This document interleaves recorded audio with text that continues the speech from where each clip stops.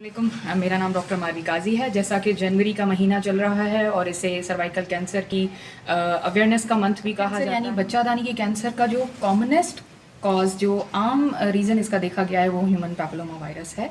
और इसका जो है मतलब जब टेस्ट किया जाता है, जो मैंने आपको बताया HPV DNA टेस्ट, ये भी जो है, और पेप स्मेयर भी, ये थ्रू वजाइना ही सैंपल कलेक्ट किया जाता है और OPD बेसिस पे ही होता है। उसी वक्त आप ये टेस्ट करा के जा सकती हैं वापस, और इसका रिज़ल्ट कुछ दिनों में आपको मिल जाता है।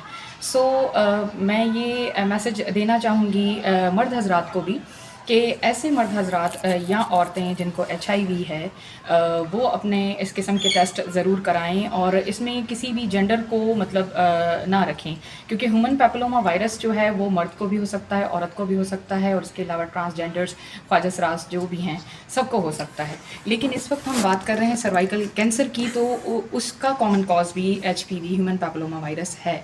सो इस चीज़ को मद्देनज़र रखते हुए ऐसी औरतें जिनको HIV है, वो ऑलरेडी डायग्नोस्ड हैं HIV से, उनके लिए ज़रूरी है कि 25 साल की उम्र से वो अपनी स्क्रीनिंग सर्वाइकल कैंसर के लिए करवाना स्टार्ट कर दें।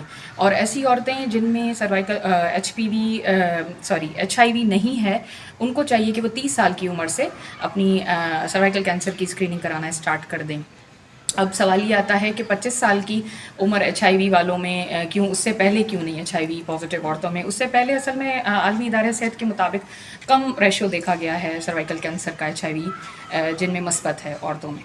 सो इट्स माय मैसेज कि हम सब औरतों को अपना ख्याल रखना चाहिए, अपनी स्क्रीनिंग करानी चाहिए। जो भी सेक्सुअली एक्टिव हैं और 30 साल से ज़्यादा उनकी उम्र है या HIV मस्बत हैं, तो उनको चाहिए कि वो 25 साल की उम्र से अपनी स्क्रीनिंग का आगाज़ कर दें। और ये बात देखी गई है, मैं दोबारा इसको रिपीट कर दूं, कि जिन लोगों में क़ुव्वत मदाफ़ियत जिन औरतों में कम है, या जो HIV मस्बत औरतें हैं, और और इसके अलावा जिन्होंने बहुत ज़्यादा बच्चे पैदा किए हों और ओबीस हों, उनको ज़्यादा रिस्क है सर्वाइकल कैंसर का, यानी कि बच्चेदानी के मुंह के कैंसर का।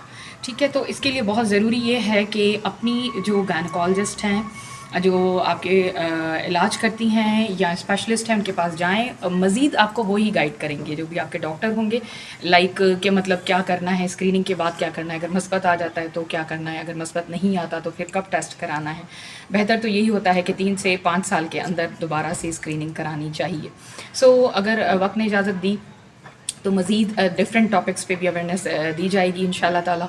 जब तक के लिए अपना ख्याल रखिएगा और अपनों का भी ख्याल रखिएगा। Thank you so much.